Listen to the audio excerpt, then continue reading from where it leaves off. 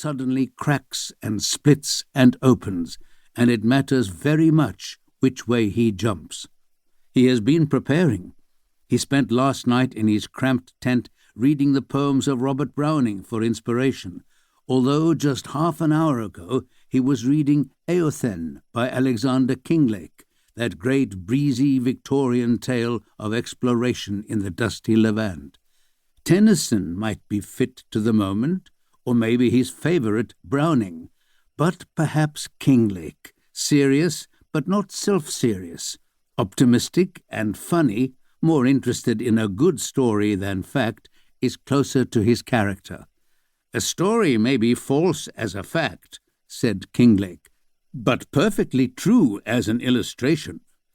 The watching men know he has a habit of reciting dramatic lines at every opportunity, whether there's an opportunity or not. Usually it's annoying, but now they're ready. They're as far away from the world as any human will be again until humans go into space. They are in space, adrift in space, alone and facing extinction in the cold, expanding, measureless reaches of a great and terrifying blankness, and there is no one to rescue them. They are human beings, alone in the universe, infinitely weak and immeasurably strong, and they need to be led. Shackleton lowers the binoculars and makes himself meet the gaze of the upturned faces. He says, "Well, boys, she's gone." And then, "So now we'll go home." Freddie Luchthelm has the bridge of S.A. Agulhas II, as he does for 6 hours, twice a day, every 6 hours, while the other ice pilot tries to sleep.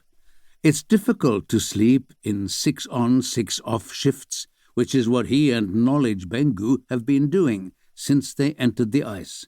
Freddie Luchthelm and Knowledge Bengu. These are two very good names for your ice pilots. 6 hours off isn't long enough to sleep, not with the welfare of 100 people and a ship on your mind. Sometimes an ice pilot will lie in his bulk and see high-definition satellite photos taking shape on the ceiling and wonder if that gale will keep coming in or what the current will do with the ice pack.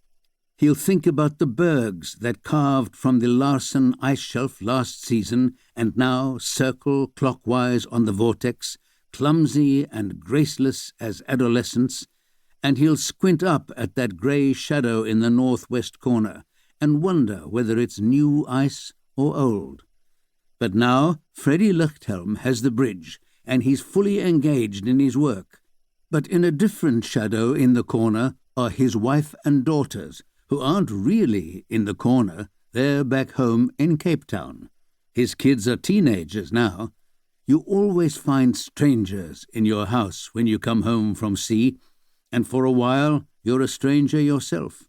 But these are fast-growing strangers at a difficult age, who in their strangeness, more than ever, need their strange father around. Freddie and the ship have been down in the south longer than projected. They didn't find what they were looking for in the time they had, so they stayed a little longer. Freddie is thinking that maybe this time, when he comes home from the sea, he shouldn't leave so soon. After this trip, he might never be on this bridge again. The bridge of S.A. Agulhas II is one of the great rooms of the world. It looks the way you want the bridge of a spaceship to look, how a 10-year-old in 1981 would draw it, like the bridge of the Starship Enterprise. The color scheme is dirty gull gray, but never mind that. It has 270 elevated degrees of view and comfortable leather seats arranged on either side of the wheel. There are monitors and instrument panels and magnetic compasses and gyro compasses and things that flash and go beep. There are rolls of paper with needles ready to make marks like old-fashioned seismographs. There are glowing buttons to launch photon torpedoes. There are radars and depth sounders and console lights on movable goosenecks like the lantern antenna on deep water.